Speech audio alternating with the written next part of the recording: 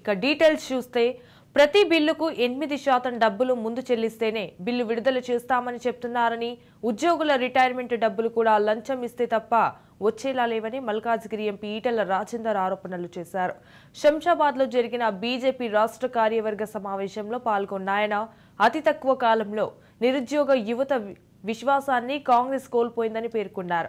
అయితే కాంట్రాక్టర్లు, సర్పంచులు చేసిన పనులకు బిల్లులు ఇచ్చే అధికారం తమకు లేదని ఫైనాన్స్ డిపార్ట్మెంట్ అధికారులు చేతులెత్తేస్తున్నారన్నారు. ఆర్థిక మంత్రి, ముఖ్యమంత్రి చెప్పాల్సిందే అంటున్నారని ఆయన తెలిపారు.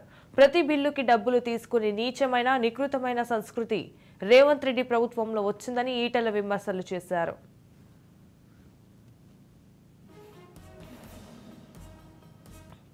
ఇంజనీరింగ్, మెడికల్ కాలేజీల దగ్గర నుంచి కూడా RRR ట్యాక్స్ వసూలు చేస్తున్నారని ఆరోపించారు. అందుకే విద్యార్థుల నుంచి ఎక్కువ డబ్బులు యాజమాన్యాలు తీసుకునే దుస్థితి వచ్చిందని ఫైర్ అయ్యారు.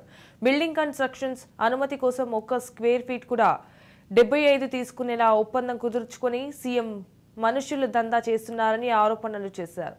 తెలంగాణ ప్రజల పరిస్థితి పెనం నుంచి పోయిలో పడ్డట్టు అయిందని రాజేందర్ వ్యాఖ్యానించారు. అయితే కాంగ్రెస్ ప్రభుత్వం కంచె చేను మేసినట్లు వ్యవహరిస్తోందని ధ్వజమెత్తారు.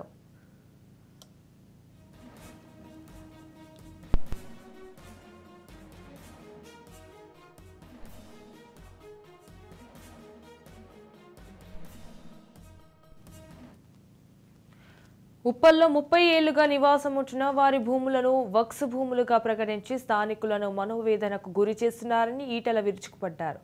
పిర్జాదిగూడలో ఎన్నో ఏళ్ల క్రితం కట్టుకుంటున్న ఇళ్లను రాజకీయ కక్షతో రాత్రికి రాత్రి కూల్చివేశారన్నారు. కాంగ్రెస్ ఇచ్చిన హామీలను అమలు చేయడానికి 2 లక్షల కోట్లు కావాలని, అవి తెచ్చే సత్తా ఈ ప్రభుత్వానికి ఉందా అని ఈటెల ప్రశ్నించారు. వచ్చే ఎన్నికల్లో వార్డు మెంబర్ దగ్గర నుంచి అన్ని పదవులు గెలుచుకునే సత్తా బీజేపీకి మాత్రమే ఉందని ధీమా వ్యక్తం చేశారు. అందుకు నాయకులంతా విరామం లేకుండా ప్రజాక్షేత్రంలో ఉండి ప్రభుత్వ వైఫల్యాలను ఎండగట్టాలని ఈటెల రాజేందర్ సూచించారు.